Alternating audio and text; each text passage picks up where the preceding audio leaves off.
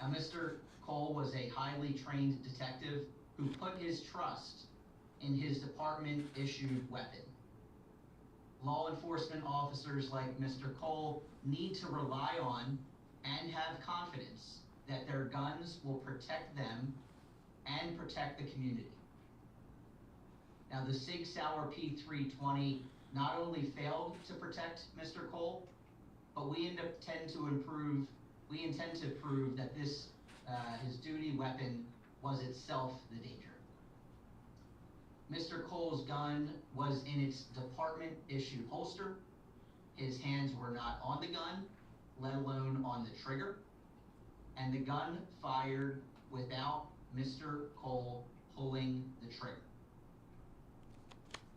SIG Sauer marketed this gun by saying they included safety features that would ensure the gun would not fire unless the user wants it to. We allege the opposite is true, and that SIG Sauer is the only manufacturer to make this type of pistol design without any external safeties. Clearly, Mr. Cole did not want his gun to fire when his hands weren't even on the gun. He clearly didn't want the gun to fire around into his thigh, through his calf, and into his ankle. And he does not want another law enforcement officer to suffer the same fate that he and over 100 others have suffered. Now, with this filing, we and our clients, including Mr. Cole, continue to call on SIG Sauer to recall the P320 pistol and to incorporate the same safety components that their competitors use. And with that, I'll turn it back over to Mr. Vegas. Thank you, Robert. Can Elaine put it on the speaker so whoever's speaking just see their screen instead of... Oh, sure. Yeah. Yeah, Elaine, do you want to, or maybe I do that? There you go. Yeah. Oh, yeah. Good point. You folks okay? Yes. You want to move the line lines? Oh, yeah. Let me. Yeah. Or I can take that down here. So, the incident that brings us here today was one of those days where Mr. Cole was just doing his job. And he expected that SIG Sauer would have just done its job as well. And we believe the evidence will show that they failed to do that in marketing this and issuing this unreasonably dangerous designed firearm. Mr. Cole was executing a search warrant in a nearby county in the midst of over half a dozen witnesses. He was in a building, in a residential building, and he was simply walking along. You heard Mr. Zimmerman describe that Mr. Cole had a holstered P320. He was walking along, just doing his job, when the P320 suddenly discharged. Immediately, Mr. Cole and all the other sheriff's deputies thought they were under fire while executing this warrant. They hit the ground, they took cover, and they were waiting for what they thought was the worst. They thought there was an enemy firing upon them. Within seconds, the silence was deafening. They realized Mr. Cole quickly realized that he was shot. Within a few moments, he realized that his P320 had discharged. That sheer terror on one hand was over. The sheer terror, however, then continued. His thigh, clothed with his uniform, was filleted open. The bullet then exited his thigh and entered his calf, and the bullet lodged into his ankle. He needed emergency treatment and was taken to a nearby hospital where the bullet was surgically removed. Following that, he had months of physical therapy, follow-up visits, and fortunately has had a good physical outcome and is able to work light duty and then get back onto the job and with work hardening, he's back to work. He's out there keeping us all safe at night so we can sleep well. He's out there able to do his job again.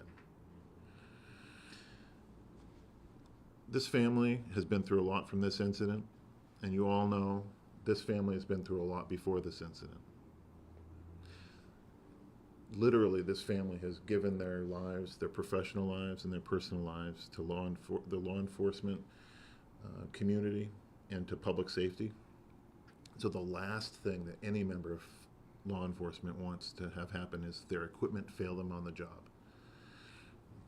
This incident has had a disproportionate impact on Mr. Cole because of how he comes into it.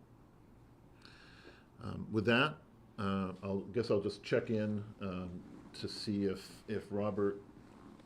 Actually, you'll have to excuse me. I have some sort of weird double authenticator. My computer here is asking me to make sure I'm me. Let me just take care of that. Oh, goodness. With that, Robert, anything else before we open up to questions? No, thank you. Okay, great. Any questions that we can try to help answer? What are you looking for in this case? Are you looking to see someone go to jail for this? Are you looking for compensation for Cole? What are you? From the lawsuit filed. Yes, for the lawsuit. From the lawsuit filed today, we would like SIG Sauer to take full responsibility for all the damage they caused Mr. Cole and hope that they take responsibility for all the damage we believe they've caused for all the other similar over 100 incidents. Number two, we want to keep the law enforcement community and the public safe by having these firearms not unintentionally discharged. And number three, we do want to ask a jury to find a full and fair verdict, to find full and fair damages for Mr. Cole for what he's been through. Robert, anything else on that question? No, I'll just add that Mr. Cole has shown bravery in his duties on the job. He's shown bravery by being with us today, and he, like our other clients, wants to make sure that this doesn't happen to another law enforcement officer or anyone. So we, in addition to the monetary compensation, it's important for all of our clients that SIG Sauer not only take accountability, but to recall this weapon and redesign it to make it safe. Great. With over 100 incidents, is the gun manufacturer still manufacturing this particular pistol, the P3? Robert, Yes. why don't you take that? Yes, so SIG Sauer is still manufacturing the P320. There are law enforcement departments who still use the P320, and they have continued to make the decision to manufacture this weapon without the types of safeties that its competitors use. We believe and allege that every pistol of this type needs to have an external safety, and there was clearly not an external safety on Mr. Cole's weapon or the vast majority of P320s. Great. And Robert, why don't I ask you to explain to the Corps here today about how many other similar incident lawsuits are in other courts right now? So our office represents over 50 individuals who have active lawsuits. We also represent dozens more who have not yet filed their lawsuits. There are a handful of other cases that we know about being handled by a couple of other law firms. So I would put the total number of lawsuits from our over 50 and the others at as many as 60 that I'm aware of. Great. And these other similar incidents are in different courts across the New England region and beyond. SIG Sauer, as you know, is located in Newington, New Hampshire, just down the road on the Pease Air Force Base redeveloped property. So there are a number of these suits in New Hampshire. This is the first one that we know of in Maine. Can I ask off of that? So this is the first complaint in Maine, but do we know what kind of a presence SIG Sauer has over, like how many law enforcement agencies contract with them? Are they prevalent beyond Somerset County? Or? I'm going to start answering that question, then turn it over to Robert. So the P320 was, we believe, was widely distributed in Maine, and the Somerset County Sheriff's Office decided to discontinue it themselves. So some law enforcement, after this incident, the department, the department has withdrawn that. So you can imagine, department by department, once an incident like this happens, they have lost all confidence in the manufacturer. So Robert, can I turn it over to you and to help answer that question? Yeah, so as Mr. Vega said, there are law enforcement departments in Maine and throughout the country who have gone under contract for this weapon, and it's very expensive to switch and essentially purchase new weapons for a law enforcement department. Mr. Cole's department did that, and several others that we've seen throughout the country, from Wyoming to Pennsylvania to Florida, have chosen to discontinue the use of the P320, we believe because of these incidents that are occurring.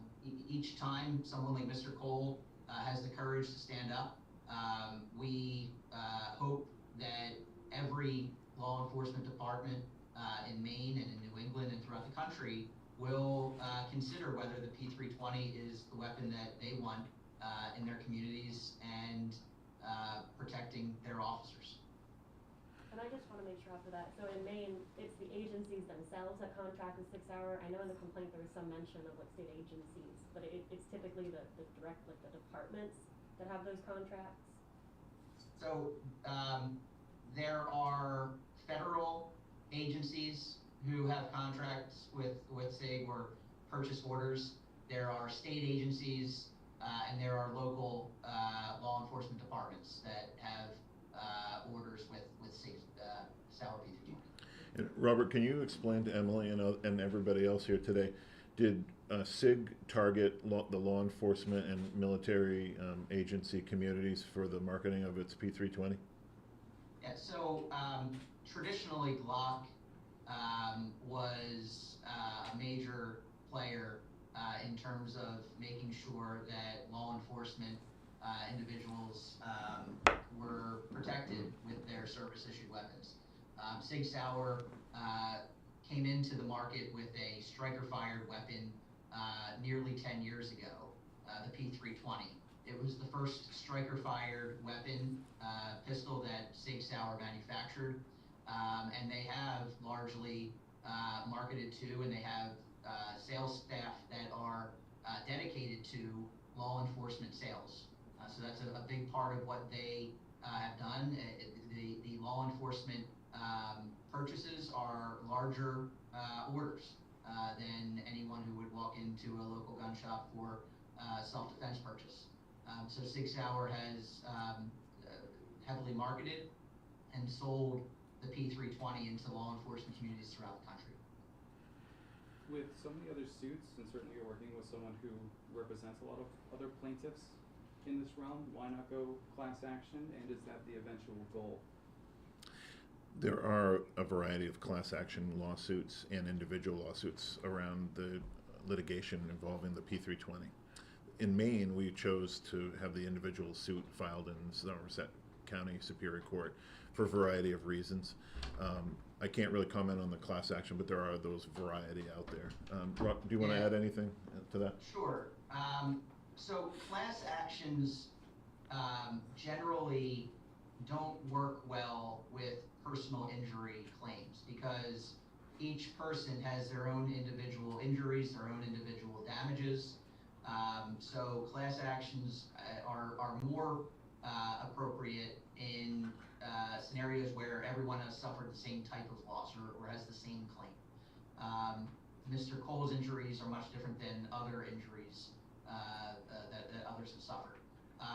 We have filed certain actions together in New Hampshire, but as is always the case, we represent Mr. Cole in this action, and we look at each case to determine whether or not it is most appropriate to be included in a mass action or to remain in the state where the accident happened. I'll say that working with Mr. Begas's firm and the size and resources that they have in the Maine community was a large factor in keeping the case in Maine.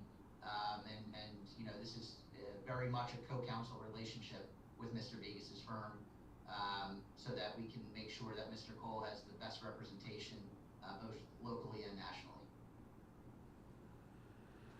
Can I ask again, going back to the departments, I know this is a complaint against SIG Sauer, but I mean just broadly, and when we're talking about keeping people safe, do you guys think at this point there's any obligation on, you know, the part of these departments who enter contracts with SIG Sauer to take another look at whether or not they go with this weapon? Or I know you mentioned it was expensive to swap out, but can you talk about if that's something, I mean, you're not seeking it through the complaint, but like a hope you have or anything? I can re-ask that too, though, let me know. I can start. So Go ahead. yeah, Mr. Cole's department did rescind their purchase order. Mr. Cole's department did purchase new weapons as a result of this incident. Most departments, especially 3 to 5 years ago, 6, 7 years ago, before the media has featured this and covered this, most law enforcement departments didn't know the size and scope of this problem. And we still believe there are other incidents out there that we do not know about yet. This is a very this is an issue that spans the country. We've done years worth of investigating to determine the scope of the other similar incidents. And as the numbers continue to rise, we believe that law enforcement departments should take a look at whether this is the gun that they want to provide their officers. And certainly, you know, in the years coming up, when new law enforcement departments go to take a look at new contracts, new fulfillment orders, we expect that law enforcement departments will take every piece of information that they have into account in making the best purchase to keep the officers safe and to keep the community safe. Yeah, departments should look at longevity, reliability, and safety in making their decisions. You know, SIG, if you haven't already reached out to them, I'm sure will disagree with everything we're saying. Upon information and belief, we believe the SIG has filed a defamation suit against another law firm. So we're trying to be very careful about what we say. And you've heard us say numerous times this morning, we believe, upon information and belief, the evidence will show. We do believe that we've looked into those other similar incidents. We do believe the evidence will show. We do believe what we're saying is true. But we're also trying to be very careful to not invite a defamation claim against us. Do you anticipate more clients, gaining more clients locally? Have you talked to anybody else? Let me give you a half glass full and a half glass empty answer. We hope not, because it's terrible when something like this happens. Having said that, we do believe there are other incidents around the country in the Northeast region because the P320 was so widely distributed. One more, and this is my last. But in the complaint, it mentions, you know, you guys believe that it was a false statement when they said one of their upgrades met federal safety standards, and that there weren't such standards. I know it's not something that you're maybe asking for from SIG Sauer, but should there be better standards, or would anything like, you know, federal enforcement agencies could do to get this gun in? I'm going to give a real short answer and then have Robert give a better answer.